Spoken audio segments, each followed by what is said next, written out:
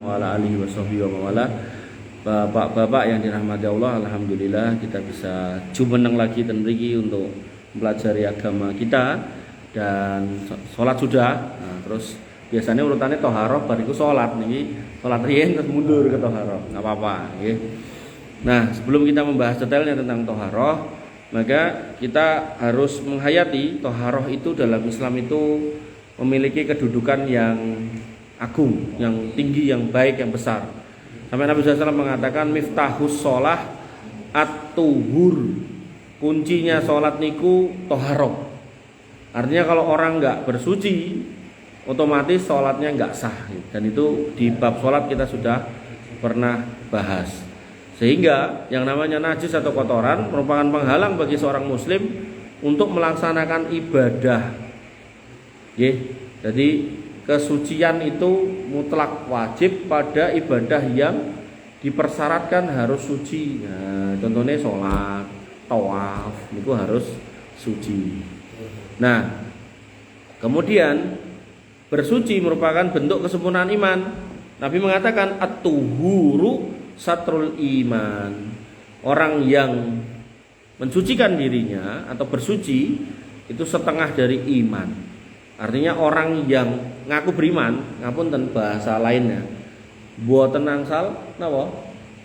Kemproh. Islam Pak, aduse rata wadus. Makanya saya itu sampai heran ketika ada orang mengatakan iki wali lho, wali masjid ning rata wadus gitu kan. Enten to ngoten niku to. Wanti ngalor ngidul ngetan ngulon ra klamben gitu kan.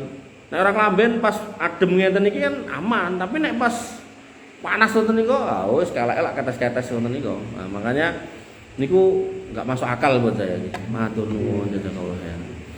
Bersuci setengah dari iman. Toharoh dilakukan dengan cara menghilangkan hadas kotoran. Nah, yang termasuk dalam kategori najis bisa menggunakan air atau debu. Nah, kemudian toharoh menjadi syarat diterimanya amal. Nabi SAW bersabda, man atammal wudu kama amarahullah azza wa jalla fassalawatul khams kafaratun lima bainahunna. Siapa yang menyempurnakan wudu, berarti wudunya pun juga harus benar sempurna sebagaimana diperintahkan Allah azza wa jalla, nanti ada urutannya. Maka salat 5 waktunya menjadi penggugur dosa.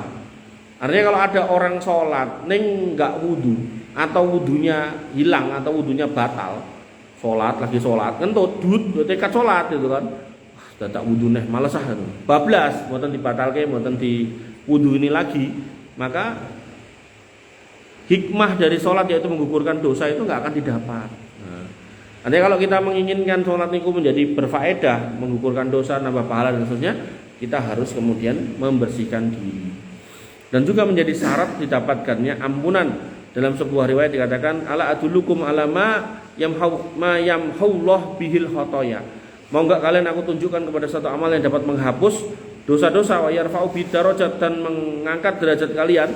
Qalu, kata para sahabat, bala nggih ya Rasul. Qala, kata Nabi SAW, isbaghul wudu alal makarih. Tetep wudu walaupun kondisimu lagi enggak nyenengke. Misalnya pripun? Nek enjing nika adem ngoten niku to. Nah, serap jenengan ajeng wudu adem. Tapi tekad wudu, maka itu disenangi oleh Allah Subhanahu wa taala dengan syarat jenengan memperhitungkan kalau jenengan wudu jenengan enggak dalam kondisi bahaya. Nanti beda lagi nanti babnya kalau kondisinya bahaya. Misal jenengan ten kutub utara, wah, pokok aku wudu bar wudu malah geblak. Nah, niku namanya enggak ngerti fikih. Nanti kalau cuma sekedar dingin ngoten niku, adem biasa ngoten niku, nggih kademen ning mboten ngantos drodok ngoten niku. Nah, maka kita masih diperintahkan untuk wudu. Kados cara nek ten masjid-masjid tang mangu ngoten niku kita diperintahkan wudu. Tapi kalau kemudian sudah dingin yang ketika kita kena niku terus kejang-kejang gitu kan, atau mungkin semaput, nah, atau mungkin sakit yang tambah parah, maka itu kita enggak boleh untuk nekat ya, ada rukhsah di situ. Kemudian wa kasratul khuta ilal masjid, dan banyak melangkah ke masjid, wa intidharus shalah ba'da shalah, dan menunggu salat di antara salat. Fadzalikumur ribat, maka itulah kebaikan yang sangat banyak. Maka di sini menjadi sebab dihapusnya dosa, diangkatnya derajat, kemudian melakukan kebaikan yang banyak adalah dimulai dengan wudu yang sempurna. Artinya jenengan akan mendapatkan semua kebaikan yang ada di masjid ini ya, duduk nunggu adzan atau mungkin menjawab adzan atau mungkin kemudian dihapus dosa, diangkat derajat dan seterusnya, itu ketika jenengan sebelum masuk wudu dulu. Nah, ahsan lagi, lebih baik lagi ketika sebelum masuk, artinya sudah di situ, belum masuk ke dalam atau sudah di dalam, maka jenengan sholat tahiyatul masjid itu juga lebih baik. Nah, toharoh itu ada dua bapak-bapak yang dirahmati Allah. Yang pertama toharoh dohiriyah dan toharoh batiniyah. Toharoh dohiriyah ini mensucikan yang kelihatan, baju, badan, gitu kan, itu kelihatan. Tempat sholat, gitu kan, termasuk lapangan nih kok. Jadi jenengan nek sholat id, lapangan itu nggak harus disucikan, kecuali jenengan sepakat nek ten triagan niku namanya apa toh? Orang tengah namanya apa toh? Triagan nggih. Jenengan sepakat ten mriku boten enten gawon, tapi nek enten jenengan delok dhewe sosok nek esuk niku mampir ten mriku napa melih enten niki wong-wong sing do ngingu kirik niku kan nek enjing dijak mlaku-mlaku gen napa? Gen ngisih. Dadi megah nimpal ning omah tapi ditokke ning dalan gitu kan. Nah, maka ketika itu yang terjadi ya itu harus dibersihkan dulu. Nah, caranya gimana? Nanti insya Allah kita bahas. Nah, sedangkan toharoh batiniyah adalah mensucikan diri dari dosa. Nah, kalau omongan dosa urutan yang paling besar itu kesyirikan. Jadi seorang yang ngaku Islam harus menjauhkan diri dari kesyirikan. Lalu di bawahnya dosa-dosa besar. Jadi setelah kesyirikan dosa-dosa besar. Dosa besar apa? Mencuri, mabuk, berzina, riba. Itu kalau dalam kitab Al-Kabair ini kan 76 dosa-dosa besar. Nah, maka orang yang beriman harus bisa atau berusaha sekuat tenaga melakukan dua hal itu, yaitu meninggalkan dosa yang paling besar dan dosa besar, lalu kemudian mensucikan dirinya secara dohir, yaitu dengan cara menghilangkan najis dari dirinya. Nah, toharoh batiniyah lebih diutamakan, didahulukan daripada toharoh dohiriyah. Artinya ngeten, ketika panjenengan mau sholat, mau melakukan ibadah-ibadah apapun itu, matur nuwun misal haji, umroh dan seterusnya, pastikan jenengan enggak membawa dosa syirik, enggak melakukan kesyirikan. Karena nanti Allah mengatakan lain asrafta la yahbatana amaluka wala takunanna minal khosirin. Kalau kamu berbuat kesyirikan, amalmu apapun itu tak hapus. Karena eman-eman jenengan udah ngantri puluhan tahun, bayar puluhan juta atau mungkin ratusan juta, ternyata sampai sana berbuat kesyirikan atau sampai sana membawa keyakinan kemusyrikan. Nah, ini eman-eman akan menghapus pahala yang kita harusnya kita dapatkan, malah nggak jadi. Saya mungkin pernah cerita di sini, ada orang ke sana jauh-jauh sang gunting nggo ketok napa? Kiswah penutup Ka'bah nggo jimat. Ada yang kemudian melipir ten gunung napa ndiko pasire ngomongnya gen bojone tambah tresno, mergone kuwi tempat turune Adam Hawa ngomongnya gitu kan. Nah, Jabal Rahmah. Nah, hal-hal seperti itu maka tidak dibenarkan dalam syariatnya. Jadi jangan sampai kita jauh-jauh ke sana malah tergetilah istilahnya. Makanya Allah mengatakan pada Quran surat At-Taubah, innal musyrikina najasun. Yang namanya orang-orang musyrik itu najis, kotor. Tapi bukan kotor fisiknya, mboten. Artinya jangan kemudian salaman sama orang non muslim terus mboten tak kubah sih, mboten.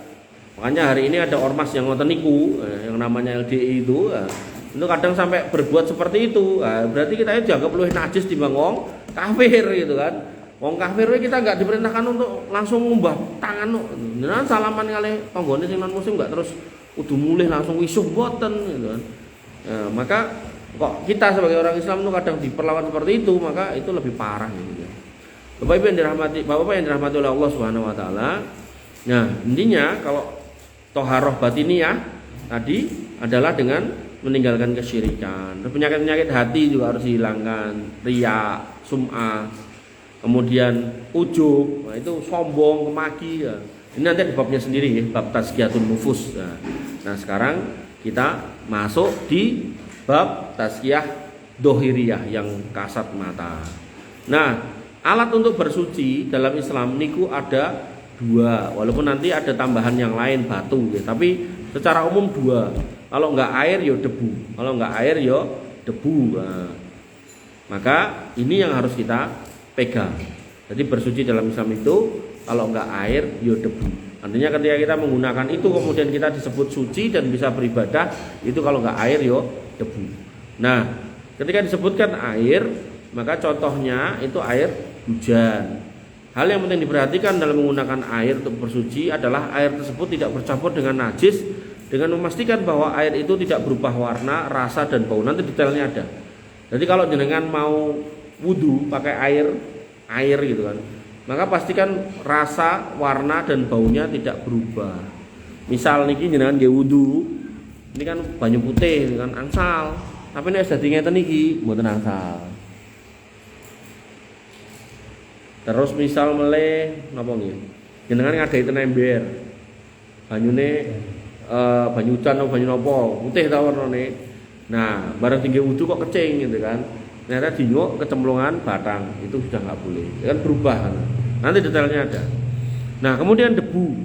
Toharoh dengan debu dilakukan dengan syarat. Nah, ada syaratnya, nggak ada air atau khawatir adanya madorot. Nah, jika menggunakan air. Makanya tadi saya kasih tahu, wudu dalam kondisi sulit itu baik, tapi nek sulitnya nganti membahayakan terus nekat itu salah. Nah, jadi jangan sampai gagal paham gitu. Karena dulu ada sahabat yang berjihad terluka di kepala, terus dia mimpi basah. Nah apesnya dia tanya pada sahabat yang lain yang nggak ngerti fikih, aku ki mimpi basah, ning sirahku iki terluka. Piye penake? Aku ya kudu salat ta ngono. Ya adus lah gitu. Adus, Pak. Mati bareng. Karena dia mengguyur, kan namanya mandi basah itu kan, mandi besar itu kan dari atas ke bawah, guyur, terus meninggal. Dan kemudian kabar itu sampai kepada Nabi SAW dan Nabi mengatakan kamu telah membunuhnya, kamu telah membunuhnya, kamu telah membunuhnya. Makanya berfatwa tanpa dasar atau tanpa ilmu itu bahaya, bahaya banget. Sebahaya senjata tajam dipegang sama anak kecil itu bahaya. Luwih bahaya dari napa? Nyekeli motor ning KSD. Nyekeli motornya aja ya ayaan paling dek kecemplung kalen. Tapi kalau udah agama, wah wis. Itu bisa menggiring orang untuk berbuat kerusuhan, kerusakan, kesalahan, menyesatkan. Makanya Nabi mengatakan dolun mudilun, sesat menyesatkan. Nah, tentang air, maka macam-macam air itu ada dua, air mutlak sama air najis. Jangan sudah bisa membayangkan air najis itu berarti air yang kelebonan najis, tapi nanti kita detailkan insyaallah.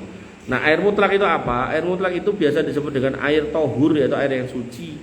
Maksudnya adalah air yang tetap seperti kondisi asalnya. Air ini adalah seperti air yang keluar dari perut bumi maupun dari langit. Nah, jadi wudu dengan air hujan itu boleh gitu kan. Nah, air yang dari asalnya tetap, berarti ini termasuk air mutlak, kan dari asalnya kata ini gitu kan. Nah, ini air mutlak. Nah, karena dari perut bumi. Termasuk jenengan ketika ngadai banyu udan, kan enten to piyai ten Jogja niku ngadai banyu udan ning napa toren gede ngoten niku. Nah, itu selama enggak berubah, itu boleh jenengan gunakan untuk aktivitas hari-hari, wudu boleh. Saya juga nadai banyu udan, tapi banyu udan tak alirkan ke kolam lele ya, wis dadi napa? Berubah warna dan baunya, enggak boleh buat wudu. Ngoten nggih. Nah, air hujan itu suci dan mensucikan. Adapun air yang digunakan untuk taharoh adalah air yang suci zatnya dan dapat digunakan untuk mensucikan. Itu syarat. Artinya kalau kita mau bersuci, pastikan airnya suci dan bisa digunakan untuk mensucikan. Niki airnya suci tapi tidak bisa digunakan untuk mensucikan. Kenapa? Karena sudah berubah dari asalnya. Asalnya putih jadi ireng gitu kan. Nah, Allah Ta'ala berfirman, wa yunazzilu alaikum minas sama'i ma'an liyutahhirakum bih. Ini dalil kalau air hujan itu suci. Nggih, dadi jenengan nek napa istilahnya udan-udan sisan wudu, mungkin sampai rumah tinggal ganti baju boleh, atau ngapunten misalnya jenengan mimpi basah junub atau mungkin habis berhubungan dengan pasangannya gitu kan, wis timbang atus ning sekolah udan-udan di sana enggak apa-apa gitu kan. Kalau memang terpenuhi nanti insyaallah ada bab mandi besar ya. Kalau memang sudah terpenuhi tata aturannya dengan baik dan benar, itu juga sah gitu kan. Termasuk ada pertanyaan bagaimana dengan orang yang junub langsung nyemplung ke kali, ya itu juga nggak apa-apa kalau memang kalinya kali yang suci gitu. Dalam ayat yang lain Allah berfirman, wa anzalna minas sama'i ma'an tahuron, dan kami turunkan dari langit air yang amat bersih, ya, yang suci.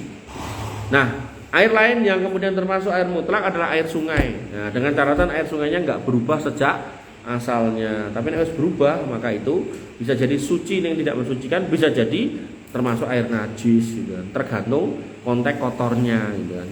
Nah, kemudian air salju. Air salju niku es nih kali. Kemudian embun, kemudian air sumur. Yang juga termasuk air mutlak adalah air yang tadi saya sebutkan. Nah, kemudian kecuali jika air tersebut berubah karena begitu lama dibiarkan atau karena bercampur dengan benda suci sehingga air tersebut tidak disebut lagi air mutlak. Jadi air mutlak niki nek kelebonan benda suci itu bisa berubah bentuknya, maka itu sudah tidak bisa digunakan untuk bersuci. Contohnya niki, banyunya awalnya putih digodok tambahi kopi dan niki suci, ini nggak bisa buat bersuci. Termasuk misal napa? Air sabun. Jadi jenengan punya air gitu kan, terus kecemplungan sabun, terus banyunya jadi banyu sabun. Nah, itu nggak bisa buat bersuci. Tapi nek kecemplungan sabun belum jenengan ambil sabunnya jenengan singkirkan, itu masih bisa. Tapi nek sabunnya sampai nyampur akhirnya disebut banyu sabun, nah, rasa sabun, nah itu sudah nggak bisa. Walaupun sabun itu suci. Nek sabun suci aja bisa menjadikan air yang suci tidak bisa digunakan untuk mensucikan, maka namanya nek sing kecemplungan itu batang. Otomatis air yang suci tidak jadi suci lagi dan otomatis tidak bisa digunakan untuk mensucikan. Ngoten nggih. Jadi jangan gagal paham. Jadi jangan misal ten gunung, boten enten toyo, enten kopi, tak wudu sik. Nggo kok banyu kopi. Tenang sal. Iki diunjuk mawon gitu kan. Nah terus kan aku kudu salat Mas gitu kan. Ya banyu embun enek ora? Ora enek, tenane ora enek. Padahal nek kita mau golek-golek soto enten ya. Ora enek wis ora enek. Ya ini tayamum solusinya. Jangan kemudian menapa air minum digunakan untuk bersuci. Tentu air minum yang saya maksud air minum yang sudah berwarna-warna nggih. Nek ngeten iki masih boleh. Nah, termasuk air mutlak adalah air laut. Air laut tentu air laut yang masih wonten niku masih bersih gitu kan. Kan ada mengke air laut tapi ada di tempat tertentu kayak juglangan-juglangan tertentu wonten niku lah kemudian berubah warna, berubah rasa gitu kan. Nah, itu tergantung yang mencemari itu apa. Dan sebenarnya ini kalau kita melihat pakai kacamata ilmu lingkungan niku jane nggih Nabi itu kenapa kok melarang air-air itu? Karena nek wis berwarna ngeten iki kan sok-sok kan nggih mboten sae. Nek niki kan jelas minuman nggih, nek sing air sabun wae. Mungkin nggo kemu, misal boleh gitu kan. Niku mungkin banyak orang Islam yang kena penyakit toh Pak gitu. Makanya dengan punya aturan gini itu sebenarnya mencegah orang-orang Islam itu agar jangan sampai terkontaminasi kalau bahasa kimianya. Nah, kemudian air laut. Dalil tentang sucinya air laut Nabi mengatakan buat tahuru ma'uhu al-hilul maitatu. Jadi yang namanya air laut niku suci airnya, bangkainya juga halal. Dan ini juga dikiaskan ke sungai. Tentu sungai yang tidak berubah warnanya. Jadi kalau sungai-sungai yang masih jernih kados napa sungai-sungai cedak-cedake umbul niku boleh jangan langsung wah boleh gitu. Tapi nek wis adoh saka umbul ya ambune pesih. Ya udah enggak boleh gitu nggih. Nanti sungai-sungai yang masih dekat-dekat sumbernya lah itu boleh. Nek zaman dulu napa sendang nah, kan keluar airnya toh. Nah, terus kali ini milih alon itu bisa digunakan buat berwudu. Nah, halal bangkainya. Jadi nek jenengan ngapunten nemu bangkai batang pitik niku mboten angsal. Tapi begitu niku bangkai ikan kados sing viral napa? Napa niku? Bangkai lumba-lumba nang pager laut niku lho, enten bangkai lumba-lumba. Nah niku nek doyan go mulai dipetheti monggo, tapi nek pun lembung ngono biasane nggih pun kecik. Pun ra enak iki. Nah nek bangkai sapi ning laut Mas piye Mas? Mboten angsal kan. Hakikatnya kan dia binatang darat. Tapi ada juga istilah sapi laut untuk napa? Manati, manati tahu? Tahu Pak? Apa Mas? Manati enggak tahu? Manati, bukan malati, manati. Jadi kadang disebut sapi laut juga. Niku anu, ikan duyung. Bukan putri duyung, ikan duyung. Jadi dugong niku. Dugong niku nama lainnya manati. Ya. Itu sebagian orang menyebut sapi laut. Nek niku mati, angsal dengan makan. Tapi nek sapi sing sikil papat niku kecemplung laut kan enten to. Dipindah ke kapal malah merucut nyemplung mati ya niku mboten angsal. Bagaimana jika air mutlak tercampur dengan benda yang suci? Nah, ada rinciannya dua. Yang pertama, jika air tersebut bercampur dengan benda suci dan jumlahnya sedikit sehingga air tersebut tidak berubah, maka tidak apa-apa dan tetap disebut sebagai air mutlak. Nah, saya contohkan tadi kecemplung napa niku wau sabun ning mboten nganti dadi banyu sabun. Nah, itu boleh. Belum diambil sabunnya boleh. Tapi nek langsung dadi banyu sabun sak malah muntuk-muntuk wonten niku nah mboten angsal. Nah, kemudian jika air tersebut campur dengan benda suci sehingga air tersebut tidak lagi disebut air mutlak namun ada embel-embelnya tadi dari air kemudian menjadi air sabun. Nah, maka itu tidak boleh digunakan untuk bersuci. Neng suci gitu. Karena yang nyemplungi kan benda suci, makanya tetap suci. Nah, kemudian yang kedua air najis. Ya. Air najis adalah air yang bercampur dengan najis dan berubah salah satu dari tiga, yaitu bau, rasa, dan warna. Awalnya putih jadi abang, berarti itu sudah nggak boleh. Walaupun sing marai abang niku benda suci ya.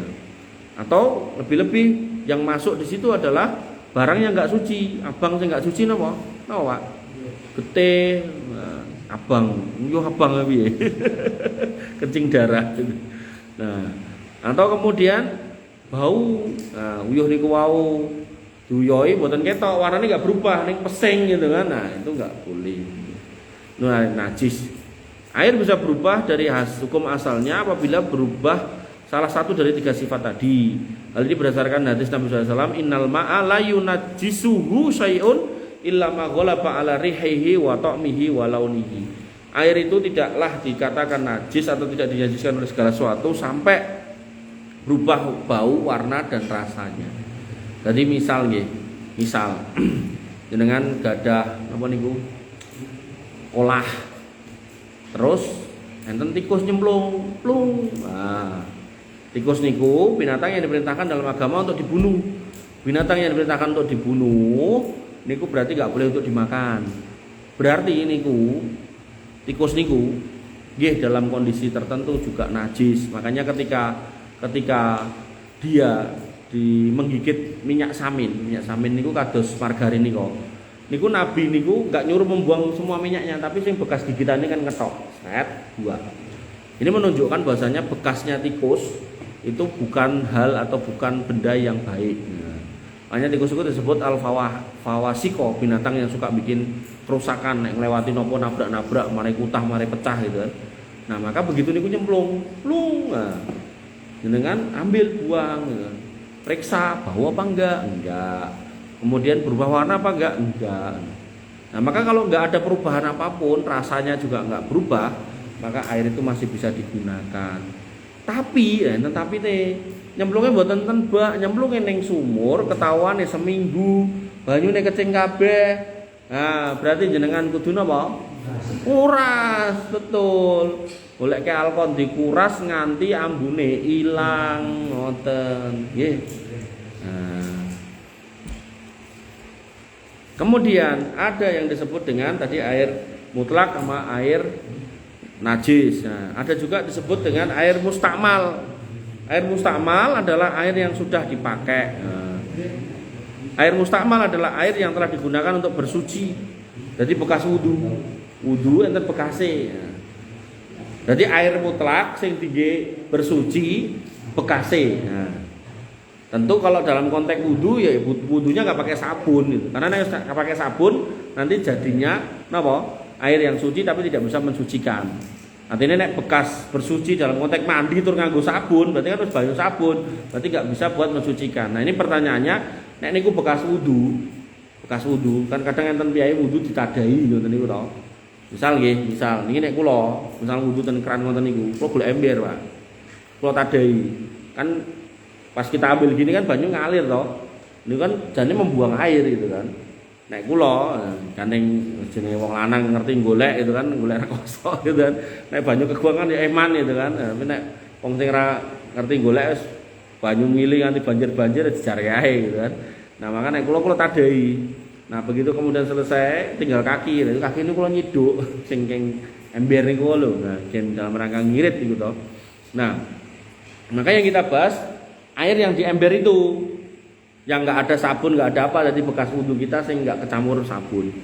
Nah, disebutkan oleh Said Sabiq dalam Fiqh Sunnah, beliau mengatakan wahwa al munfasilu min a'doil al mutawaddu wal mughtasil. Air mustakmal adalah air yang jatuh dari anggota badan yang berwudhu atau mandi. Dan mandi di sini maksudnya yang nggak pakai sabun gitu. Nah, dalam pembahasan kitab-kitab fikih para ulama juga memasukkan air yang telah digunakan untuk menghilangkan najis dan hadas sebagai air mustakmal. Nah, ini gimana hukumnya? Maka untuk memahami pembahasan air mustakmal perlu dipahami dulu bahwa para ulama membedakan antara status kesucian air tersebut dengan status keabsahan air tersebut untuk mensucikan. Jadi airnya suci enggak, kemudian bisa enggak mensucikan. Adapun masalah kesucian air mustakmal, selama salah satu sifatnya tidak ada bau, rasa dan warna tidak muncul, maka tetap dalam kondisi suci. Artinya bekas wudhu saya tadi di situ nggak ada bau, nggak ada rasa, nggak ada warna yang muncul, maka itu masih suci. Nah sekarang yang menjadi permasalahan, bisa nggak dia digunakan untuk bersuci? Nah, air mustakmal secara umum dibagi menjadi dua. Yang pertama air mustakmal yang dipakai untuk menghilangkan hadas, yaitu wudhu dan mandi. Maka hukumnya suci, namun para ulama berbeda pendapat tentang boleh nggak digunakan untuk mensucikan. Ulama Hanafiyah, Syafi'iyah, Hanabilah mengatakan bahwa ia suci namun tidak bisa digunakan untuk mensucikan. Ulama Malikiyah menyelisihi jumhur ulama dan mengatakan itu bisa untuk mensucikan. Nah, jalan tengahnya Syekh Abdul Muhsin Al-Abbad menyatakan bahwasanya air mustakmal yang masuk ke dalam bak statusnya suci. Sebagaimana ulama mengatakan ia tidak boleh untuk bersuci karena ia telah digunakan untuk menghilangkan hadas, maka tidak bisa untuk menghilangkan hadas kedua kalinya. Adapun dari segi tohiriyahnya, maka ia statusnya suci dan bukan najis karena badan manusia itu suci dan air yang mengenai itu suci.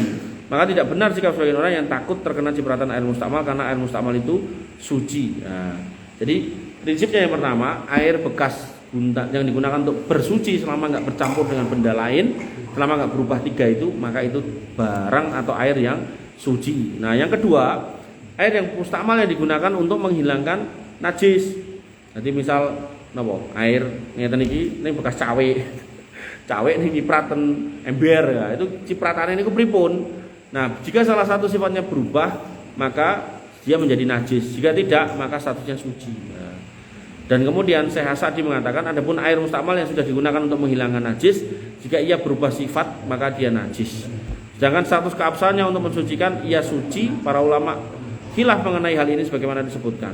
Nah pertanyaan sekarang, boleh nggak air mustakmal digunakan untuk bersuci? Ya, intinya ada khilafiyah, tapi benang merahnya selama airnya warnanya tetap sama, baunya nggak berubah, kemudian rasanya nggak ada perubahan, maka itu bisa digunakan untuk bersuci.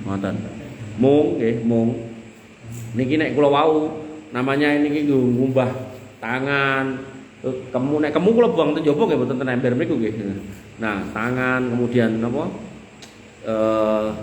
Muka dan seterusnya niku to. Nah, maka ya idealnya niku jangan buat air niku lho, jangan buat kemu gitu lho. Buat kaki ngoten lho maksud saya. Jadi bukan buat kemu. Nggih. Sementara ini dulu. Nah, ada yang mau nanya barangkali. Mbah sapa to Mas nanti ngantuk aku. Mbah Suar. Monggo. Oh, Mas. Untuk sebagian kebiasaan bagi orang-orang yang misalnya suci dengan tangan di situ dia kan bisa nyari air. Akhirnya dia masukkan air di dalam botol. Tutupnya itu dilubangi pakai apa ini? Paku. Ketika dulu dia pakai itu. Karena kan ininya kecil. Nah, justru dalam Islam Nabi SAW mempraktekkan bahkan mandi besar itu ada yang nggak banyak, dikit gitu. Makanya saya dulu tuh diajari wudu pakai air cuma segelas. Dan akhirnya saya praktekkan ketika umroh itu pas tanggal ganjil itu tuh padat banget. Kalau kita ke toilet tempat kita sholat terus disikat orang gitu kan, nggak kayak di sini di Tengeri itu orang yang main moro, mungkin boten Tengeri juga karena benar-benar orang berlomba untuk mendapatkan tempat. Nah begitu soft ini udah penuh, dipager sama tentaranya, nggak bisa masuk. Nah adalah depan itu enten tangki jam-jam. Mereka yang batal nih boten kebelet ke belakang, artinya cuma batal tok, mungkin ngentut mungkin apa gitu. Nah mereka ambil gelas jam-jam itu, gelas yang disposal itu yang sekali pakai itu.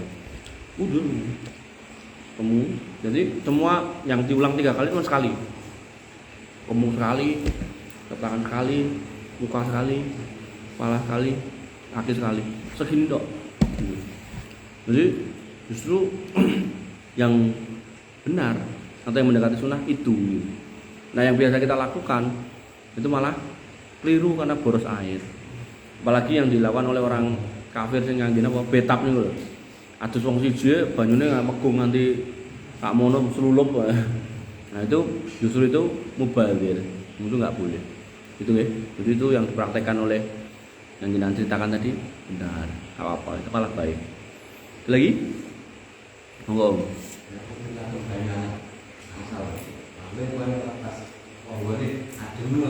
Ya. Ya, yang saya tahu nggak ada larangan. Nggak ada larangan. Dalam pembahasan para ulama itu ada namanya air, nanti ada insya Allah air musammas. Air musammas itu air yang kena matahari. Karena kena matahari tentu potensinya akan panas toh. Maka itu nggak ada larangan. Jadi nggak apa-apa. Dan itu menjadi solusi. Walaupun kondisi dingin, jenengan misal punya water heater di rumah, pakai itu jadi solusi. Nggak apa-apa. Monggo Mbah Suar. Mboten napa-napa. Kami mandi tak. Nggih. Sekalian wudu tak belum. Bila majuan belum sekali wudu boleh kan. Jadi nanti insya Allah ada babnya itu, tapi nggak apa karena ditanyakan. Jadi, nanti mandi besar. Kalau ngomongkan urutannya, cuci tangan, bariku cuci kemaluan, cuci tangan, habis itu cuci kemaluan, terus bariku wudu. Wudu, kleru ding kualik, cuci kemaluan sih, terus cuci tangan, terus wudu, Nah nanti ada ulama yang wudune suruh nutuke nganti rampung, ada ulama sing kakine belakang. Nggih. Krungu ra nggih? Krungu. Nggih. Nah, wudunya kurang kaki niku, kirang kaki, grujukan. Dari atas ke bawah. Nah, nanti terakhir kakine niku wau dicuci. Niku sing paling ideal. Nah, tapi jenengan langsung grujukan niku nggih sah gitu. Nah, itu nanti perlu wudu lagi apa enggak? Karena mandi junub itu sudah komplit gitu kan. Maka tergantung niatnya. Nek niatnya jenengan sisan wudu, nggih niku termasuk wudu gitu. Tapi nek niat jenengan cuma mandi tok ya berarti rampung mandi mang wudu. Tapi nek lihat prosesnya tadi kan sudah ada wudu dan mandi ngono. Nah, ngoten. Pun, Mbah. Mbah Suwat sok junub ya gitu. Nah, iya. Sinten meleh? Nggih, monggo. Masalah tadi air yang berbau tadi ya. Nggih. Itu misalkan air sumur tapi baunya bau seperti karet amis itu juga. Lah amis itu amis apa nih? Biasanya seperti yang sini. Nah, yang sini kan seperti tayang itu ya. Pokoknya bau amis. Oh. Terus sini kan kadang-kadang bau embun apa amis itu gimana? Nggih. Jadi selama baunya itu bukan bau najis, nah itu ndak ada masalah. Nek pengalaman saya sing ndut niku wau ten ngruki niku kan nggih bekas sawah to, ndut. Nah. Lah nggih. Jadi saya bikin pun bau tayang. Amis. Ada sing kita di sumurin amis. Langsung itu kan ada amis yang itu kadang Lagi, selama yang menyebabkan bau itu bukan benda najis, nggak ada masalah. Nek kula sing pengalaman kula ten ngruki niku kula jeruke melih, dadi awale 12 meter dadi 20 meter. Pun ilang niku baune.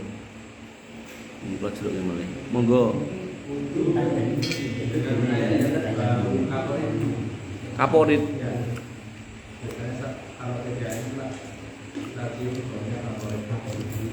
Jadi kaporit kan benda suci gitu kan. Nah, maka itu bola alam gitu. Saya lebih condong itu nggak apa-apa gitu. Karena memang itu digunakan untuk membunuh bakteri. Jadi bukan untuk apa ya istilahnya. Bukan untuk unsur yang lain. Memang itu harus di situ untuk kemudian mengamankan orang yang make itu. Karena yang saya tahu PDAM kayak di kota, kayak di Jakarta nih, ini sumbernya bukan dari Umbul, tapi dari kali Ciliwung yang warnanya rakar-karuan ini. Nah, maka biar nggak membahayakan masyarakat itu dikasih disinfektan. Yaitu masuk kategori darurat ya. Darurat. Jadi memang dibutuhkan untuk dimasukkan di situ agar kemudian mengamankan para penggunanya. Ya saya lebih condong ke nggak apa-apa itu. Karena memang ya nggak ada lain. Kalau kayak di Jakarta itu saya ngalami ya nggak mungkin kita tiap hari pakai air galon gitu. Ada lagi Pak Anto? Air mencuci dia. Itu waktu yang saya mengamati yang seperti tadi tidak apa niatnya itu bukan apa namanya yang kita niatnya suci mensucikan, meskipun berubah pada marahnya, kita niatnya itu bagaimana? Apa itu termasuk apa itu bisa mensucikan meskipun ada bau. Itu saya dulu pernah keterangan yang saya sampaikan dari Ustaz almarhum Pak Said Bani. Itu meskipun merasa jijik, jangan sampai apa itu caranya mengharamkan dulu. Itu tidak boleh. Kalau bahasa hadisnya tadi, air itu tidak menjadi najis sampai bahasa sampai terjadi perubahan 3, warna, bau dan rasa. Nah, artinya kalau kemudian air sungai yang asalnya itu putih sampai di daerah sini udah warnanya ngoten niku, itu udah nggak boleh berarti. Walaupun mungkin kita tahan untuk tak tampet ya nggak boleh. Artinya gini, makanya keterangan guru-guru kita dulu itu bisa kita uji dengan dalil. Begitu ada dalil yang istilahnya kontra dengan keterangan guru kita, nggak ada masalah kita tinggalkan guru-guru kita itu. Dan itu bukan aib untuk seorang penuntut ilmu, nggak ada masalah. Atau yang pernah saya ceritakan, saya dulu naik sholat itu mesti nginguk bapak saya, gini gitu. Begitu kemudian saya belajar sendiri, atau saya Hasan, oh iya tak tutup gitu. Begitu kemudian ngaji lagi, nah ternyata hadisnya didoifkan gitu kan, ya sudah saya tinggalkan. Bapak saya masih gini sampai hari ini. Ada lagi? Satu lagi kan? Nggih, monggo. Air minum. Air minum niki. Ya, kita itu misalkan jadi kita itu punya seakan-akan itu punya niat. Kalau saya itu kadang-kadang biasanya dikasih kita kadang-kadang kalau saya minum ini misalkan teh. Itu seakan-akan ada yang tidak nyaman di badan itu gimana? Itu sama air sucinya. Terus masih belum paham saya. Ribut. Ya, kita itu sering-sering kita alami di kampung kita ini. Kalau kita itu kadang-kadang suci air teh ini, itu kan juga suci, boleh diminum. Tapi kadang-kadang itu saya itu mengamati itu kurang enak di badan. Kurang enak di badan. Iya. Kalau saya minum ini, apakah itu kalau saya itu terpaksa minum ini apakah saya itu masuk dua mendolimi diri sendiri. Enggak enaknya pripun maksudnya. Saya masih belum nangkep ngombe teh kok enggak enak pripun. Muntah ngoten to, mual ngoten pripun. Langsung mual enggak batuk. Oh, nek ngoten kan berarti kan itu terkait kondisi kita. Terkait kondisi kita, maka ketika kita bertamu atau ada di satu tempat, itu langsung mawon jenengan pantangannya napa disampaikan. Aku ora teh Mas. Aku susu wae misalnya. Bener napa? Tapi kadang-kadang ya saya tidak pernah dijawab di mana sampai apa itu metu keluar apa sampai selesai itu saya itu tidak ada air ya terpaksa ya saya bertahan bisa itu maksudnya kan tidak mendolimi diri sendiri. Iya, selama jenengan enggak muncul efek-efek negatif yang pada diri jenengan enggak ada masalah. Karena gini, ada ustadz muda, besok umuran saya, mungkin lebih muda berapa tahun. Niku mesti pengajian di mana-mana. Otomatis kan hampir semua tempat yang didatangi itu nek nyoba niku mesti legi. Mun nek ra tidak legi pekewo harus ada ya. Ya suka legi. Dan dia pakai nek diombe terus. Akhirnya yang terjadi gulanya tinggi. Nah, kita dapat nasihat dari dokter. Kudune jenengan nek pengajian ngomene ampun legi nih. Ora apa-apa nikmat Allah. Tenan sampai di kajian di sebelah mana nggih, daerah Mekonang mriku ya nih. Niku minum legi ngoten niku muntah darah bablas mati ten mriku. Nah, maka itu tentu masuk dalam kategori mendolimi diri. Ibarat kita mau berjihad di medan perang gitu kan. Memang benar orang yang mati syahid masuk surga. Ning tetap ada proses melawan, bukan kemudian maju ra klamben gitu kan. Nah, ben mati syahid ya itu salah, tetap harus melawan kok kemudian delalah ketembak gitu kan atau kepanah, nah, mati lah itulah baru mati syahid. Bukan kemudian maju tanpa persiapan kemudian nonton itu. Nah, maka termasuk itu tadi kalau memang darurat buat kita sampaikan. Dan nggak ada masalah dan kita tidak meminumnya juga nggak apa-apa. Kita bukan kemudian masuk kategori mubadir atau menyanyiakan kemudian orang enggak. Memang ada pantangannya, tapi nek jenengan nanti ngunjuk ora apa-apa mual sithik, nah nggak apa-apa monggo. Tapi kalau kemudian benar-benar berefek jelek gitu kan ya sebaiknya ditinggalkan. Kadang-kadang gini lah, kadang-kadang itu saya itu gimana pun ada perasaan kita itu disuguh kok ya saya apa ya istilahnya itu kalau tidak lagi ini wow lagi makanya aku belum diri saya itu enggak makanya tadi saya contohkan teman saya itu, jadi beliau itu sampai pekewo nek nggak diminum akhirnya mengorbankan dirinya. Nah ini kan keliru. Dolim ada dirinya sendiri, nggak boleh kayak gitu. Pripun Pak? Oh nggih lah kula Mas Bela aja dikei legi-legi ini pahit kula ngene kula. Ngoten pundi-pundi nek kula pun nyicipi sithik legi kok tak tinggal. Mboten wani. Kula saya tinggi. Mboten.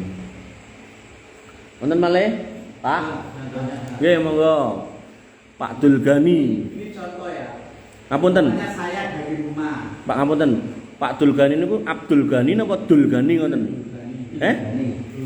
Mboten ngangge Abdul. Oh langsung Dul ngoten. Siap. Nggih. Contoh, umpamanya saya dari rumah mau beras dari Matul Kudu dulu. Belum wudu. Nah, tetangga saya itu ada keran di luar. Yeah. Terus saya itu terus wudu. Nggih. Tanpa izin sama yang Punya punya. haram. Nah, makanya ini kan kadang-kadang orang kan tidak menyadari seperti Iya. itu. Haram atau tidak. Haram. Haram ya, Iya. jadi soalnya nggak sah. Kemudian yang kedua, Bentar. Haram dari sisi airnya, wudunya sah, sholatnya sah gitu. soalnya sah. Sholatnya sah. Terus apa namanya resikonya bagaimana? Resikonya ya dia mendolimi tetangganya itu. Nah solusinya ngomong minta Nah halalnya. itu kalau ngomong tidak masalah. Nggih. Nggak ngomong itu. Lagi, artinya kalau sudah terjadi, sholatnya tetap sah. Bukan sholat nggak sah, sholat tetap sah. Tapi kemudian langkung saya kalau kemudian pas mundur, pas balik, matur. Mbak, aku mau wudhu kene. Kenapa Pak? Mencuri ya. Nggih, niku mencuri. Itu yang pertama. Nggih, monggo. Enggak apa-apa, niku bagus niku. Yang kedua, Nggih. umpamanya ya, saya itu mungkin dapat uang dari mungkin bagi orang atau korupsi. Nggih. Kemudian saya berikan baju segala macam untuk anak, untuk istri, untuk saya sendiri. Dipakai untuk sholat. Nggih. Nah itu bagaimana hukumnya? Sah atau tidak sholatnya? Sholatnya sah. Sholatnya sah. Sah. Terus endingnya bagaimana? Karena kan itu hasil curi ya. Betul. Sholatnya sah. Tapi Nabi mengatakan fa'anna yustajabulah. Maka doa-doa yang dipanjatkan nggak akan dikabulkan. Ting sholatnya sah. Kewajibannya gugur. Makanya nanti ada seorang yang dikisahkan Nabi SAW, enek lho wong moro. Dia yuro min asari safar. Dia punya tanda-tanda bekas safar. Nah, mungkin pakaiannya rodok lusuh atau mungkin rambutnya rodok lusuh kena debu. Itu safar itu menjadi kondisional di mana orang yang safar itu doanya kabul. Itu udah satu dulu. Kemudian dia menengadahkan tangan. Menengadahkan tangan ini dalam adab doa itu juga menjadi kondisional atau kondisi di mana orang itu doanya akan kabul. Udah dua. Kemudian dia menyebut nama Allah, ya Robbi, ya Robbi, ya Robbi gitu kan. Itu juga kondisional di mana orang akan doanya dikabul dengan memuji Allah. Nah, bahasanya ya Robbi, mungkin kita bisa ganti dengan ya Rozak, ya Fatah, ya Alim, ya Ghani gitu kan. Nah, itu bisa gitu kan. Nah, jadi sudah tiga kondisi gitu kan. Tapi kata Nabi apa? Wa mat'amuhu haramun, makanannya haram. Wa masrobu haramun, minumannya haram. Mergo banyune juga tentanggane orang ngomong. Wa malbasu haramun, gombalnya pakaiannya nyolong pemehane tanggane gitu kan. Wa ghutiya bil harami, dia bergelimang dengan barang haram atau kerjaan haram. Jadi misal kerjaannya security ini boleh, tapi security yang diskotik ya haram gitu kan. Maka kata Nabi, fa anna yustajabulah, mana mungkin doanya kabulkan, padahal dia sebagai manusia punya 3 kondisi yang mana doanya itu harusnya kabul. Safar, menadakan tangan di langit, kemudian memuji Allah, menyebut nama Allah, ya Robbi, ya Robbi, ya Robbi. Tapi karena dibingkai dengan makanan haram, minuman haram, pakaian haram, kerjaan haram, akhirnya doanya enggak terkabul. Nah, dalam konteks pertanyaan dengan yang saya pahami, sholatnya sah sebagai gugur wajiban iya, tapi mungkin pahalanya enggak ada atau enggak diterima. Tapi sholatnya sah, jadi dia tidak dihitung sebagai orang yang enggak sholat, dihitung orang sholat, ini enggak diterima. Nah, dalam kasus yang sama, yang mirip dengan itu, orang haji. Ada orang yang haji, kata Nabi SAW, jauh-jauh datang, kemudian dia bertalbiyah, labbaik Allahumma labbaik, dan seterusnya. Maka fayunadi munadi minas sama, maka penyeru dari langit mengatakan, labbaik wa sya'daik, selamat datang buat kamu, dan kegembiraan atas kedatangan kamu. Datang orang yang kedua, dia kemudian datang dengan barang yang haram, gitu kan. Labbaik Allahumma labbaik, dijawab dari langit, la labbaik wala sya'daik, gak ada labbaik-labbaikan buat kamu dan gak ada kegembiraan buat kamu. Maka para ulama merumuskan orang yang kedua ini hajinya tetap sah, gitu kan. Ini gak ada pahalanya. Jadi yang hilang pahalanya, gugur hajinya, kewajiban hajinya gugur. Wonten malih? Nggih. Monggo silakan, ajeng setoran Mbah. Nggih. Untuk wudu tapi mengambil air dari orang lain. Bisa dikat di luar. Misalnya yang punya air udah, dan itu ditaruh kita di luar, jangan dipakai untuk lalu untuk apa saja untuk tidak ditasannya gimana? Bagus malah. Jadi kan yang itu enggak bukan enggak. Enggak apa-apa. Enggak apa-apa. Maka saya senang loh punya ide-ide kayak gini tuh. Jadi gini Pak, jenengan nek pengen ngerti ya. Nabi itu mengatakan gini, man sana sunatan hasanatan falahu ajruha wa ajru man amila biha.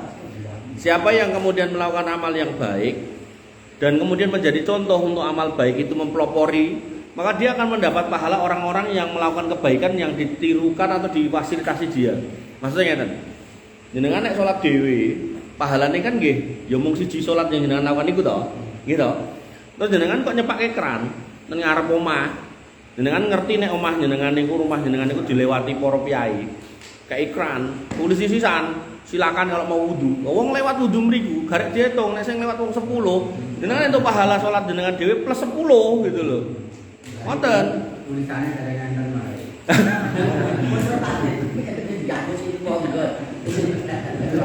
Nggih.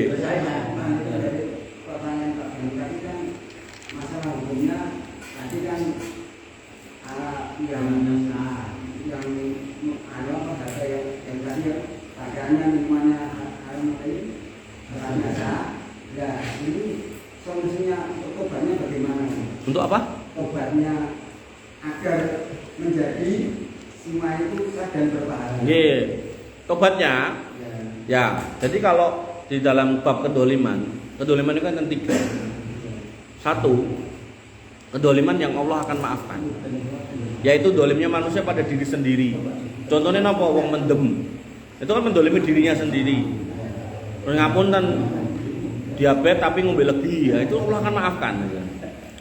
Tapi kemudian ada kedoliman yang Allah nggak akan ampuni kalau dia nggak minta ampun di dunia, ini kesyirikan. Gue mati ora bakal diampuni. Nah, ketiga, kedoliman yang nggak akan dibiarkan. Jadi tetap harus diselesaikan dengan yang didolimi, yaitu yang terkait dengan urusan dengan manusia, orang lain. Utang piutang, tolong jupuk, korupsi ini wow gitu kan. Bahkan kalau nanti dia nggak menyelesaikan di dunia, tentu kok akan dilakukan transaksional. Apa itu? Pahala dia dipindahkan ke orang yang didolimi untuk ngenteni. Nek nganti kurang oke, maka dosanya yang dipindahkan. Itulah yang disebut orang bangkrut. Makanya nek jenengan tanya solusinya apa biar semuanya baik, maka ya gombal yang dicolong tadi minta ikhlasnya pada yang dicolongi. Misal nyolongin tanggane sebelah, Mas iki gambesmu tak jiko, tak nggo salat.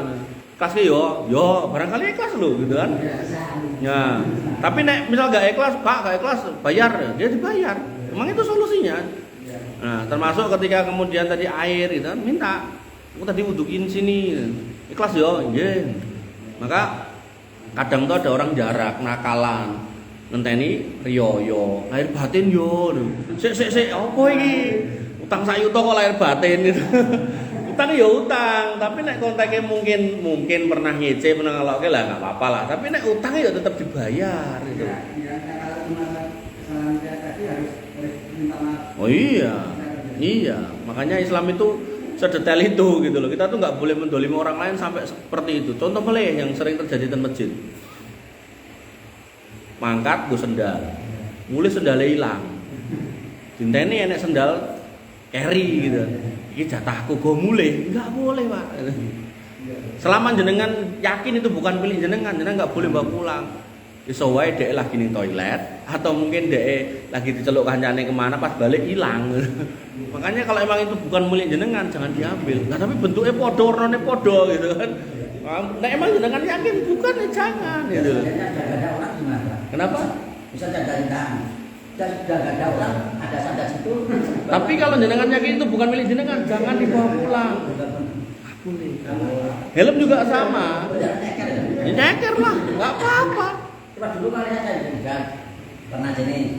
Saya nggak ada sisa saya berapa tapi bisa tambah lagi gitu. Ini jangan, tinggal aja. Timbang makai jenengan ning akhirat ditagih sendal jepit tuh bu. Ning arep bayar piye? Dan itu sampai seperti itu yang saya tahu tentang muamalah itu. Hati-hati guys. Hati-hati. Termasuk sebagian petani nakal pas napa ngresiki galengan nanti tipis terus disurung. Pripun Pak De? Monggo. Ujungnya uang kan ada yang mengusap kepala itu urut-urut ada gimana? Nggih, nanti insyaallah ada. Belum sampai ini lagi ngomong ke toyone riyen nggih. Insyaallah nanti sampai situ termasuk mau pun curi start. Nanti bar dicuri start dijawab terus langsung dipraktekin niku wau. Langsung mulai kok. Bikin praktek. Insyaallah mengke nggih. Nggih. Insyaallah. Wonten malih? Saya pernah dengar Nggih, pripun Bapak? Jadi dia termasuk masuknya salam sama orang. Nggih. Kalau kita salah sama Allah itu kan istighfar, Nggih. tobat itu diampuni. Nggih. Tapi kalau kita menghibah, berbuat suka, sampai set, Nggih. hal yang besar gampang, anak saya minta maaf, selesai. Ya nggak tahu tempatnya mana itu. Kan orang itu banyak ada yang bisa ada yang bisa tahu. Padahal saya juga. Betul. Itu bagaimana caranya? Kalau saya pernah ini mendapat itu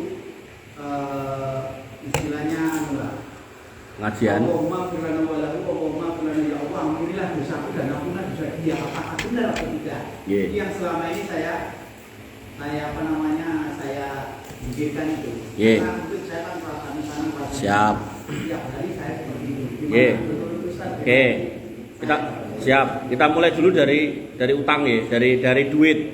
Jenengan punya utang, meh bayar wong ilang. Gimana caranya? Kan hampir mirip toh. Nanti pertanyaan jenengan tadi hibah. Iki uang dulu nggih. Kan kadang kita meh bayar wong ora enek. Yes, ngono toh. Jangan. Niki nek mun ngerti ilmune jangan. Nah, maka disebutkan oleh Ibnu Abbas, kita harus menginfakkan sejumlah utang itu atas nama yang bersangkutan. Ning ini enggak tiba-tiba menghilangkan kewajiban kita. Nanti nek sekian tahun ketemu, kita harus ngomong, bro, biyen aku utang kowe tahun semene tak infakne ning masjid iki. Lilo ora. Nek dhek ora aku njaluk duwite keke ya itu. Niku nek duit. Nggih. Berarti double. Ya, nanti yang sedekah itu sudah atas nama kita gitu. Nek dia pengennya duit tadi, tapi nek dia pengennya ikhlas, dia mau ikhlas nggih pun selesai gitu. Nggih. Nah, hibah itu yang saya tahu walau alam itu tobatnya yang pertama minta maaf sama orangnya. Kemudian yang kedua, kita kepada yang misal saya cerita soal jenengan elek jenengan dan beliau gitu kan. Maka selain saya minta maaf sama jenengan, saya juga harus ngobrol sama beliau tentang kebaikan jenengan. Gitu.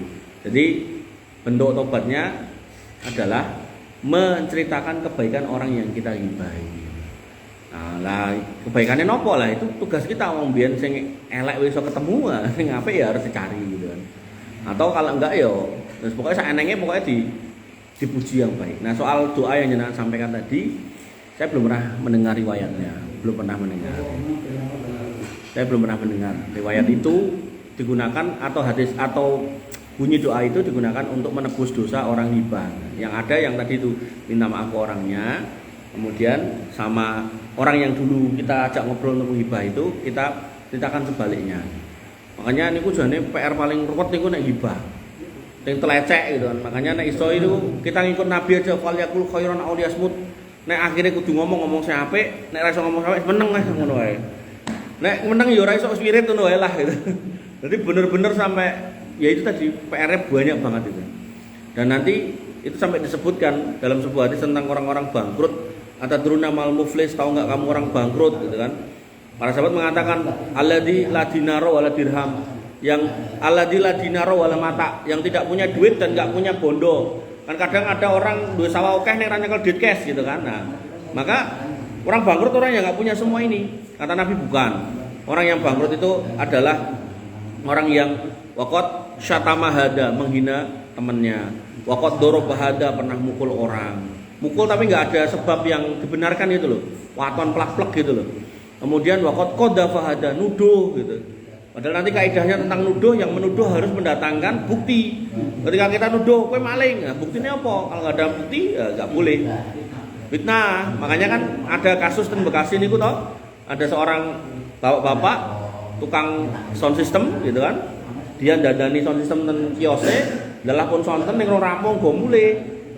Perjalanan mulih niku nek tekan omah ke nabrak maghrib mampir salat asar. Nah, gandeng nek diparkir ten jopo engko ilang, wong niku barange wong, digo mlebu. Begitu rampung salat digo metu meneh dirut gitu. Dibengkoki karo wong maling, dikepruki diobong mati. Padahal niku bukan sound system masjid. Dek dadani orang Jakarta kan kadang digletakake njobo sendal jepit wae ilang nah mulai sound itu lah digo mlebu itu digo metu neh. Ngene ku wae dadi nuduh tanpa bukti langsung bengok-bengok dikepruk wong mati gitu. Maka itu semua nanti akan ditagih ten akhirat mriku. Kedoliman-kedoliman itu dan sampai Nabi mengatakan al-muflis, wong bangkrut. Nah, karena amalnya banyak sakjane, tapi pahalanya buat nebus, lalu kurang, dosane sing dolim ini diambil. Makanya saya selalu mencoba untuk memberikan perspektif lain ketika para ustadz itu menyatakan wal tangdur nafsu ma qaddamat ligot. Lihatlah apa yang kamu persiapkan untuk hari esok niku terus kon nambahi poso, kon nambahi salat, kon nambahi haji umroh niku bener betul salah. Tapi saya mencoba untuk nambah persepsi yang kedua, ketika kita dikasih umur panjang, ayo kita cek dulu kita pernah dolimi siapa, kita minta maaf, minta halal gitu. Karena yang kedua ini jarang disampaikan orang. Rata-rata ayat itu didefinisikan tambah ling sholat, tambah maca Quran, tambah sedekah, ngoten niku toh. Tapi yang persepsi yang kedua ini jarang disampaikan. Nah, ini yang coba saya sampaikan, artinya panjenengan yang hari ini dikasih usia banyak gitu kan, 50 ke atas gitu kan, monggo. Waktu yang ada ini kita introspeksi. Kita sudah dolimi siapa, kita minta halalnya. Kita sudah menyakiti siapa, kita minta halalnya. Karena kadang belum lama saya kajian Pak satu masjid. Judul kajian ini ku mulus muslim lanjut usia. Pun ketok to niku berarti wong tua-tua to. Nah, yang terjadi Pak, bareng rampung lo dicegat. Ibu-ibu 2. Karena ada bapak-bapak yang di luar ibu-ibu. Niku kajiannya jam 8 sampai jam 9. Nah, dicegat ditanya, "Tat, saya itu pernah dikasih tanah sama bapak saya. Terus saudara saya nggak setuju. Nah, itu gimana?" Terus ibu yang kedua, "Saya pernah dikasih tanah sama bapak saya gitu. Terus jumlahnya lebih banyak daripada saudara laki-laki saya. Itu gimana?" Nah, saya jawab dengan jawaban yang sama. Jenengan periksa itu sudah adil apa enggak? Sudah benar apa enggak? Misal jenengan dibagi sama, itu kan warisan. Kalau warisan laki-laki itu dapat 2, perempuan dapat 1. Sehingga anak jenengan dikasih sama, berarti dengan kepunjulan harus dikasihkan. Dan itu enggak akan ada kebaikan buat jenengan di dunia sampai di akhirat. Nah, tapi yang ngasih bapak saya ngeyel konten. Loh, bapak itu kalau ngomong enggak selalu benar. Nek salah ya harus dibenarkan, harus dikoreksi ngoten lho, enggak harus dibenarkan, enggak harus diiyakan gitu kan. Lah bapak saya udah meninggal ya enggak apa-apa, sepenting urusan jenengan dengan keluarga, dengan saudara baik-baik aja. Buktinya sekarang jenengan rame itu sama saudara, nggih. Nah, itu. Nah, yang kedua, saudara jenengan enggak setuju. Berarti nek saudara jenengan enggak setuju, dia merasa apa yang dikasih ke jenengan itu enggak cocok, enggak adil itu kan. Itu coba didiskusikan. Nah, tinggalnya kasihnya itu pas waktu hidup atau pas waktu sudah wafat. Kalau wafat maka pakai rumus warisan. Kalau pas hidup memang boleh, sebagian ulama membolehkan dibagi rata, boleh gitu kan. Sebagian ulama membolehkan. Nah maka monggo. Nah Islam itu kalau diterapkan, insya Allah nggak akan bikin rame di keluarga. Makanya kadang itu ngapunten nggih. Kita itu ngomong udah jauh kemana-mana, ngomong ke negara, ngomong apa gitu. Kadang itu urusan sama saudara sebelah rumah rame, sama tetangga sebelah rumah rame. Makanya kedoliman itu sampai dikatakan Nabi SAW, ad-dulmu dulmatu yaumil qiyamah. Yang namanya kedoliman itu marai peteng dedet hari kiamat. Padahal nanti itu kita butuh cahaya untuk melangkah di sirat itu loh. Kalau sampai peteng kepreset, wah wis selesai. Makanya yang tercebur di situ kan orang kafir, orang musyrik, orang munafik dan orang fajir. Orang fajir ini orangnya punya iman tapi dosone banyak. Gak cukup untuk sampai melangkah ke surga. Jadi ini menunggu belas kasihan Allah diselamatkan setelah dicuci di neraka. Nah ini bisa jadi orang yang ahli ibadah kayak kita, tapi kedolimannya nggih ahli juga gitu loh. Makanya wal tangdur nafsu ma qaddamat ligot itu kita tambah ibadah kita kurangi kedoliman kita. Nah kita cek dari dalam rumah, jangan-jangan kita mendolimi istri kita, anak kita gitu kan. Kan sering saya kasih istilah toh, banyak laki-laki yang harusnya jadi tulang punggung nih saat ini tulang tulung gitu kan. Tak gelem kerja, mancing wae bedino. Makanya saya sampai gaya rumus gini loh. Ya gitu, mau mancing, jadikan nafkah, silakan nggak apa-apa, nggak terlarang. Neng jenengan harus jujur piye? Tanya ke istri, kowe nek sedina butuh duit piro? Misal istri ngomong 200 mas, oke, silakan mancing. Yang nanti hasil mancingnya nek didol entuk duit 200. Lah tapi nek kemudian mangkat bar subuh mulai sadurunge maghrib entuk iwak situk sakmene, iki apa ya haji 200. Nek enggak haji ya jangan dijadikan profesi. Cukup jadikan hiburan aja sekali-kali gitu loh. Tapi nek bendino mancing kan sak go mulai nggo lawuh. Lawuh sak omah ya ora sedeg lho kowe dikek irine ya ora gelem gitu kan. Nah, makanya kalau itu konteke iwak lele ya berarti kan nek lele sekilo 20.000 berarti nek 200 berarti golek kali sing nek dipancingi iso entuk lele 10 kilo. Lah nek nama mboten nek ora enek ya berarti niku profesi harus diganti, jangan nekat digas itu. Ngoten nggih. Jadi sebagai seorang laki-laki kita tuh harus berpikir sampai seperti itu, Pak, gitu.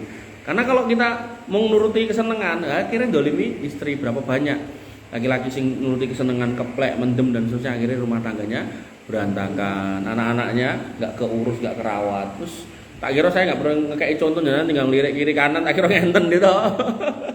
Wes ngoten. Oke, enten menen? Nggih, monggo. Masalah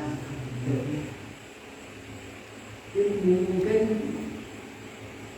yang punya itu mungkin tidak jadi masalah, tapi kita itu seandainya kita itu lewat ya, pertama lewat ada misalkan tempat padanya ada orang mangga, ada ikan, tak ambil itu hati terasa ini gak halal apa haram gitu.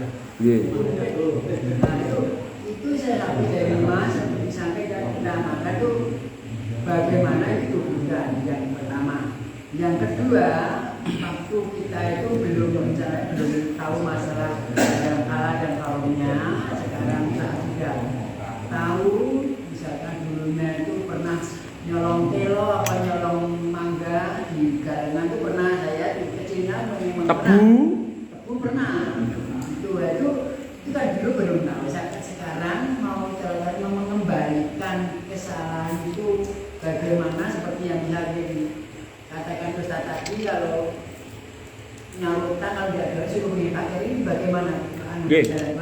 Jadi jenengan kira-kira kalau yang mangga tadi kan masih ada orangnya, masih ada rumahnya. Ini datang aja. Kayak dulu waktu kecil pernah nyolong mangga di sini, nyuwun diikhlaskan. Oh nggih, ikhlas pun aman. Tapi yang tebu, yang telo mungkin orangnya udah nggak tahu kemana gitu kan. Mungkin sawahnya juga udah dijual, orangnya mungkin udah meninggal gitu kan. Makanya jenengan kira-kira aja ajune telo pada waktu itu berapa atau dirego dengan sekarang. Kira-kira nyolongnya nganti sekental apa ora kan gitu. Enggak nyampe kan? Nah, oke, sekental enggak, setengah kental, enggak juga 10 kilo, 10 kilo. Nah, saat ini telo 10 kilo niku sekilone pinten misal 10 sekilone 10.000 kan 10 100 sudah dengan infakan atas nama yang pernah jenengan ambil dulu telonya. Udah gitu. Nanti benar-benar harus dikoreksi, Pak.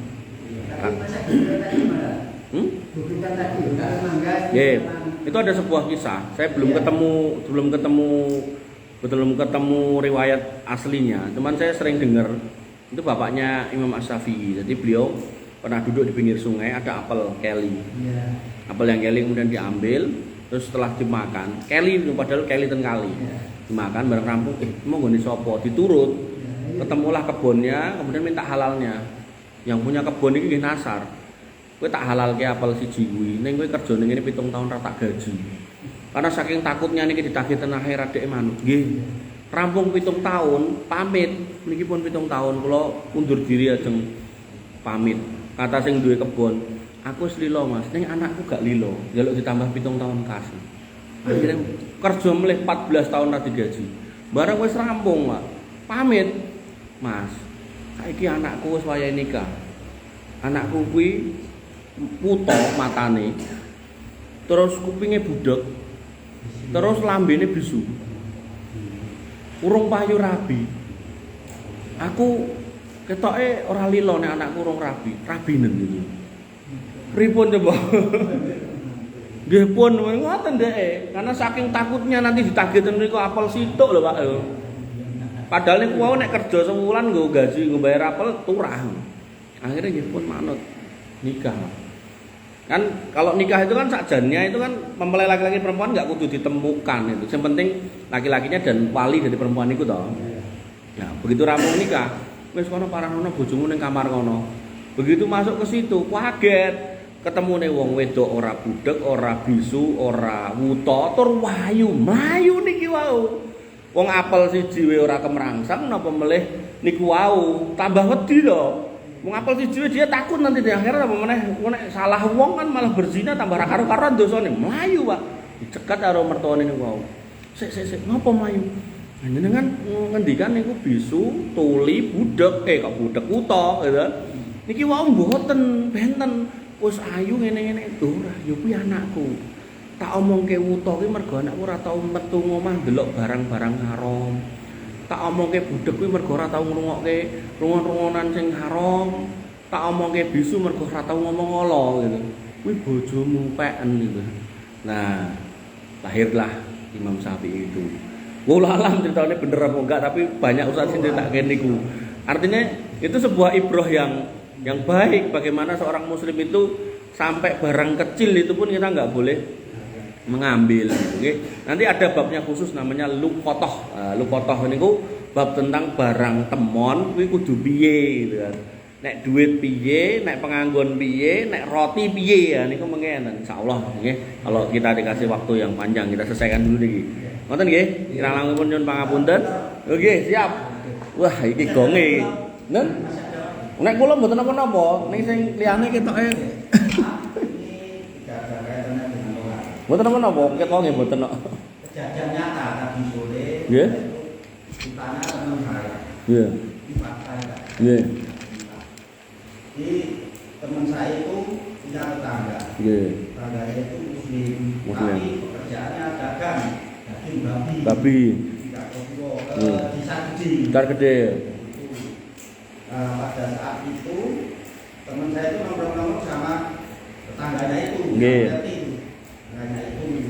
Dia itu orangnya itu apa? Waktu ada mie ayam lewat. Nggih. Teman-teman itu cuma Traktir. Nah, kalau teman saya itu takutnya gini, kalau dia itu nggak mau itu biasanya marah kan itu. Terus karena sama saya mungkin dengan aja yang jawab, nanti kira-kira sama tidak dengan jawaban saya. Nah, pertanyaannya apa? Nah, ini tadi dia itu haram atau tidak masalahnya kan dari hasil penjualan daging babi.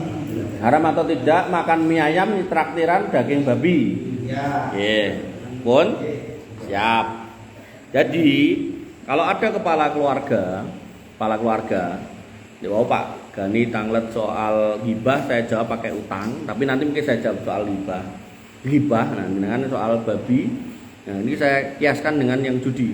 Kalau ada kepala keluarga berjudi, terus menang, kayak anak bojo nih, maka istri dan anaknya boleh memakan sebatas kebutuhannya. Kebutuhannya apa ya? Makan, listrik, air.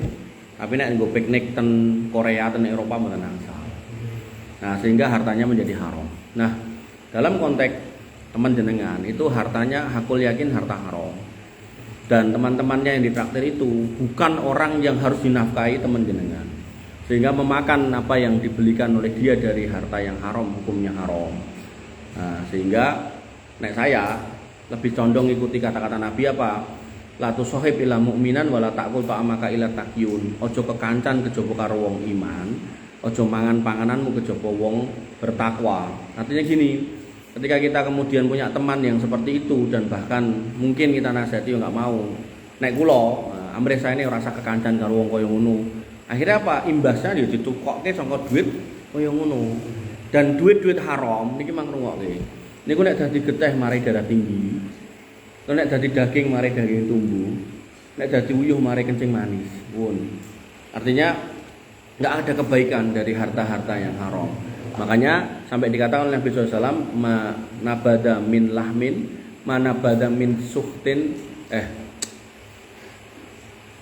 yang artinya kalau jadi lali, daging yang tumbuh dari harta yang haram, gitu. Itu nggak ada yang lebih pantas untuk menjilatnya kecuali api neraka. Artinya teman jenengan ini ketokin traktir mie ayam, ini sakjane lagi njejel kemowo. Gitu. Niku mungkin sami dengan ketika dikiaskan tentang pemilu kada. Nah, jenengan gak ada temen adalah jadi koordinator dum-dum serangan fajar. Jenengan dikei duit niku duit Allah gitu kan. Kenapa? Nabi mengatakan ar-rasi wal murtasi finnar, sing nyuap karo sing nampa suap nyemplung neraka. Nek jenengan nganti nampa niku ya duit jane dijajake ya iso. Nek niku barang Allah. Dari sisi hukum niku barang Allah. Mie ayam mau nggih halal mie ayame, tapi asbabnya adalah duit haram, maka sebaiknya tidak boleh diambil. Tapi kalau itu digunakan untuk nafkahi anak istrinya yang memang harus dinafkahi, dalam istrinya juga kerja, maka dia boleh memanfaatkan sebatas kebutuhan dasar. Tapi kalau tinggal mobil segala macam nggak boleh. Nah, mereka ini istri yang seperti itu malah minta pegat saja karena dikasih nafkah yang haram. Yuk. Beda.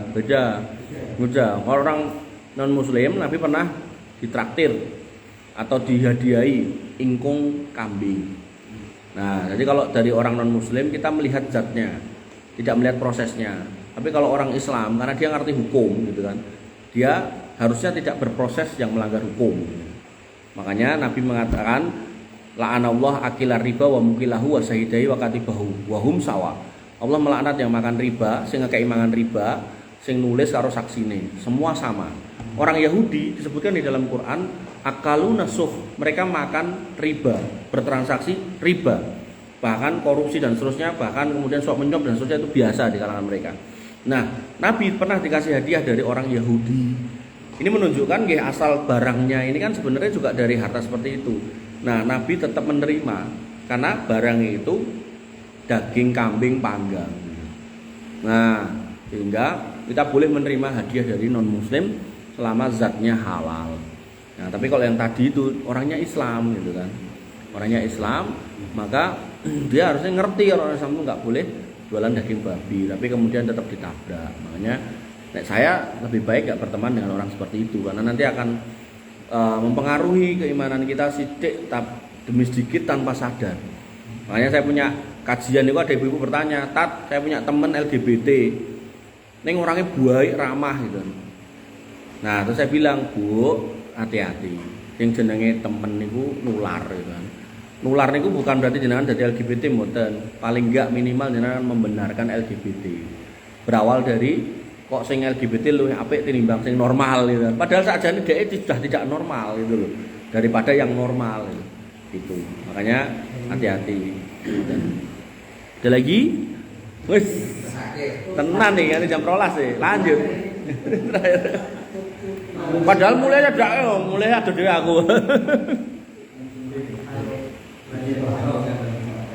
Ini hukumnya ada sebuah instansi pemasyarakatan Nggih. di mana dia sudah digaji sama negara. Kita jadi pelayan masyarakat. Ya.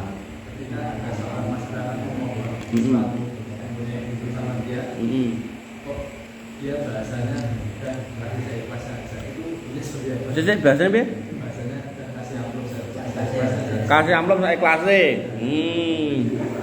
Itu hukumnya haram. Itu namanya gratifikasi. Baru tadi saya dapat ceramah dari Kepala Inspektorat Kota Surakarta. Jadi dia menyatakan semua pemberian yang terkait dengan pekerjaan yang sudah digaji itu gratifikasi. Dan gratifikasi itu dalam Islam namanya gulul. Gulul itu haram. Terus hukumnya berarti yang mengasihkan asal menjual pelajaran. Nggih. Nggih, ya. Ya. Saya sebagai orang yang ngasih dan aku juga pengen tapi kata ini akhirnya tak ini. Ya. Jadi hukum asalnya nggih, ar-rasi wal murtasi finnar. Yang nyuap dan menerima suap masuk neraka. Hukum asalnya niku. Tapi nanti dalam beberapa pembahasan, kalau jenengan nggak memberi hak jenengan nanti nggak dikasih, maka jenengan ketika harus memberi maka berilah dengan kebencian di dalam hati. Aku nggak rela dengan ini, gitu kan? Itu dikatakan selemah-lemah iman, adaful iman. Lemah-lemah. Tapi nek wis lilo gitu kan, nyoh malah tak tambahi kurang rokoknya. Nah, itu berarti mendukung wis. Wassalam. Makanya ngapunten. Kota Surakarta itu 2 kota se-Indonesia yang predikat anti korupsinya itu tertinggi. Jadi kota lain nggak ada, cuma 2, Surakarta sama Payakumbuh. Karena semua proses yang dinyatakan gratis ya memang gratis, gitu. Nggak ada bayar. Serupiah aja enggak gitu. Makanya itu harusnya dicontoh sama kabupaten sekitar gitu. Makanya saya naik turun Kelurahan Jaten itu enek kotake dileboni, kok nek sing nglebokke ketok biru apa abang, sisian golek biting dikek lim. Ditutut. Tapi nek 2000 dijarke, tapi nek sing abang niku langsung niku kaur-kaur tuwek-tuwek niku langsung wah entuk langsung jajan untuk rokok. Di rumongsone nyugi ning wau nyeliliti.